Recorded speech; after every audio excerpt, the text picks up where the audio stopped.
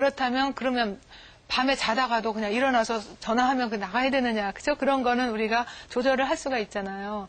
그래서 이제 그 남편은 이제 뭐라 그러냐면, 내가 일주일에 한 3번, 하루 걸러서 한 3번 정도는 내가 친구들이랑 만나겠다. 남편은, 아내는 그건 너무 많다. 나는 한 달에 한 번만 그러면 좋겠다. 그럼 한 달에 한 번과 일주일에 3번은 큰 차이가 있죠.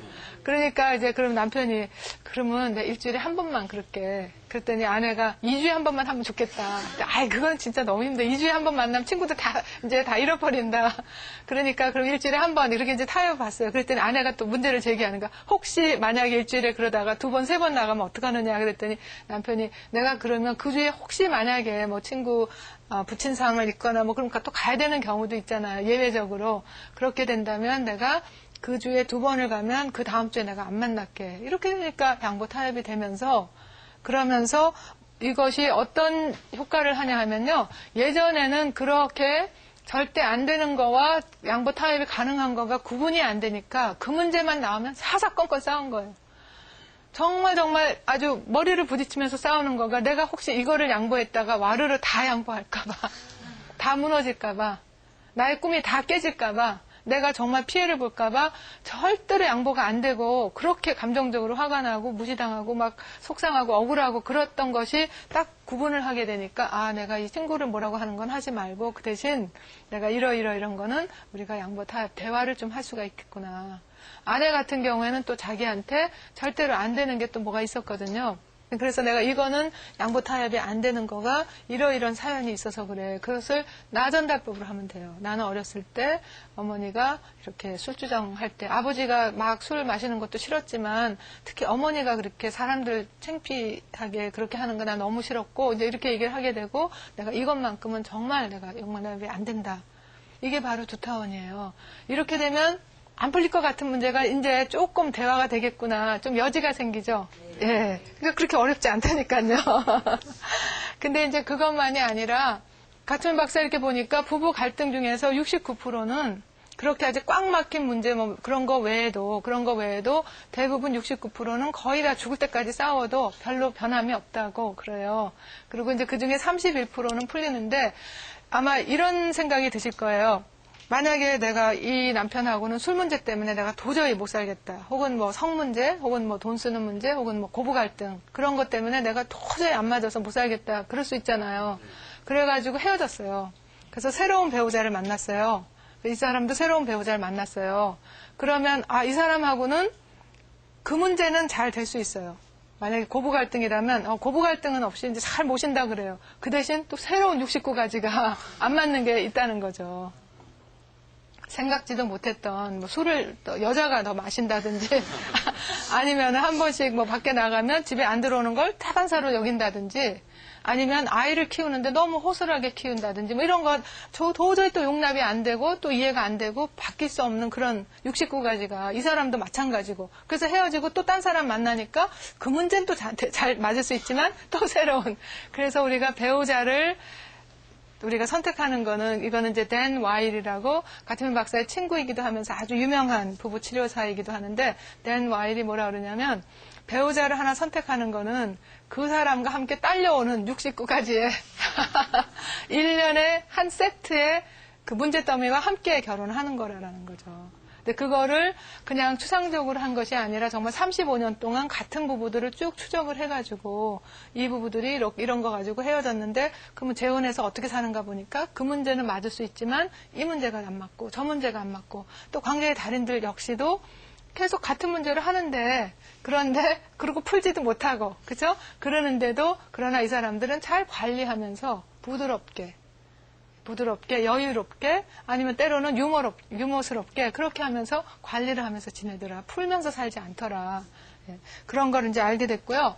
그러니까 이제 이혼이 답이 아니라는 거가 이미 이제 결정이 났죠. 그러니까 잘 맞춰서 잘 서로 관리하면서 살면 되는데, 그럼 나머지 31%는 뭐냐? 그거는 이제 풀리는 문제라고 하는데요. 뭘 풀느냐 하면, 되게 이런 거는 그냥 그렇게 뭐 뼈아픈 실존적인 뭐 상처가 있거나 의미가 있거나 깊은 꿈이 있거나 이런 것이 아니고, 그냥 그때 상황에서 벌어지는 거. 오늘 저녁 뭐 먹으러 갈까?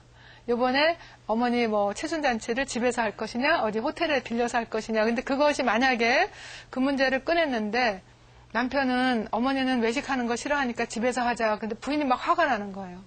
도대체 서로 맞벌이 부부 하면서 그러려면 적어도 3일은 내가 고생을 해야 되는데 만약 이렇게 되면서 막 억울하고 분하고 이렇다면 그거는 영속적 갈등이 되는 거예요. 그 집에 있어서. 뭔가 또 거기 사연이 있어요. 대개는 자기 어머니가 아주 시어머님한테 많이 고생을 해서 어렸을 때부터 보면서 아휴 막 이렇게 시금치 뭐 시자만 붙으면 나는 너무 싫어 이렇게 어떤 그런 뭔가 있거나 아니면 또 그 남편에 있어서 그것이 도저히 양보가 타협이 안 된다면 자기 어머니에 대한 어떤 무슨 뭐 효도의 개념이라든지 뭐 하여튼 뭐 그런 거 뭐가 있을 수 있다는 거죠. 그런데 그렇지 않고 이번 잔치는 이렇게 하면 어떨까 했을 때 그러자 아닌 것 같은데 뭐 이 정도로 한다면 상황에서 그때 벌어지는 거라면 그거는 풀리는 문제. 애기 옷 어떻게 살까? 뭘 살까? 신발은 얼마짜리? 뭐 이런 거 했을 때 그대로 그냥 풀리는 거라면 그거는 31%인데 그렇다 하더라도 의견이 다를 수 있잖아요. 서로 의견이 견해가 다를 수 있고 입장이 다를 수 있을 때 그때 5단계로 이렇게 하면 돼요. 근데 그게 별로 어려운 게 아니라 처음 말을 시작할 때 말을 좀 부드럽게 시작하라는 거죠. 처음 시작이 그게 굉장히 중요하거든요. 처음 시작을 부드럽게 하고 그 다음에 만약에 부드럽게 시작을 하다가도 왜 감정이 또 상할 때가 있잖아요. 본의 아니게. 그쵸? 그럴 경우에는 빨리 보수 작업, 빨리 브레이크를 걸어서 더 감정이 막 격화되지 않도록 얼른 제동을 걸고 그 다음에 내가 만약에 내 의견이 참 옳고 맞는 것 같다 하더라도 상대의 의견을 좀 들어주라는 거예요. 그럴 수도 있겠구나. 그럴 수도 있겠구나. 내가 맞다 네가 틀리다가 아니라 이렇게 볼 수도 있겠네.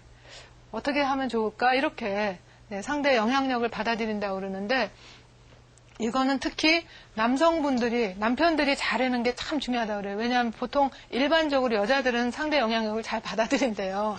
그런데 남자들이 보통 이제 그걸 잘 안 하기 때문에 그렇게 되면 아내들이 격해진다 그러거든요. 그래서 이제 이걸 하고 그다음에 그러게 되면 양보 타협을 하고 아까 그 타원에서 그 작은 것도 그렇지만 바꿀 수 없는 것도 많죠. 예를 들어서 키 같은 거 못 바꾸잖아요. 뭐 인종도 못 바꾸잖아요. 요새 저기 다문화 가정도 많은데 너는 왜 이렇게 나간다면 인종을 바꾸겠어요? 그렇죠? 왜 피부색이 이렇게 뭐 어떠냐 이런 것도. 그러니까 바꿀 수 없는 거는 그냥 받아들이고 이제 바꿀 수 있는 거 체중 같은 건 바꿀 수 좀 있잖아요. 그런 거는 서로가 좀 대화를 하고 이러면 되니까 그런데 이제 그렇게 풀리는 문제라 하더라도 서로가 격해질 때 그때 그 관계 달인들이 뭘 하는가 보니까 빨리 빨리 브레이크를 거는데 그 브레이크 거는 거를 그러니까 싸움이 이렇게 막 커지려고 하다가 이게 수루루 가라앉더라는 거예요. 그래서 이제 그거를 보고 나서 이 사람들 도대체 무슨 말을 했길래 해서 그걸 또 다 가슴에 박서 또 다 적었어요. 다 적은 다음에 그걸 이렇게 카테고리를 또 만들었어요. 참 친절하죠. 느낌을 그 말을 들으니까 슬퍼지네. 이런 거는 느낌을 전하는 거예요. 정말 화가 났어. 이런 거 느낌을 전하는 말이죠. 화가 났다 그냥 무조건 던지고 깨는 게 아니라. 그쵸? 그래서 느낌을 전하는 말. 아니면 사과의 말. 미안해. 내가 너무 지나쳤네. 이게 사과의 말이고요. 설득의 말. 당신의 말을 듣고 보니까 일리가 있네. 이런 거 설득의 말이란 말이죠. 아니면 진정하자는 말. 우리 너무 흥분한 것 같은데 잠깐 내가 심호흡 좀 하고 올게. 이런 게 이제 진정하자는 말이고요. 동작금 잠깐. 왜 그 축구에서 타임아웃 하듯이 우리 지금 너무 흥분한 것 같다. 타임아웃 이런 식으로 자기네 나름대로의 동작 금지. 그 다음에 이제 아니면 인정과 감사. 정말 고마워. 사실은 이런 면에 있어서는 내가 뭐 미안해. 이런 거 고마워. 이런 것을 하게 되면 싸움이 그렇게 크게 되지가 않더라는 거예요.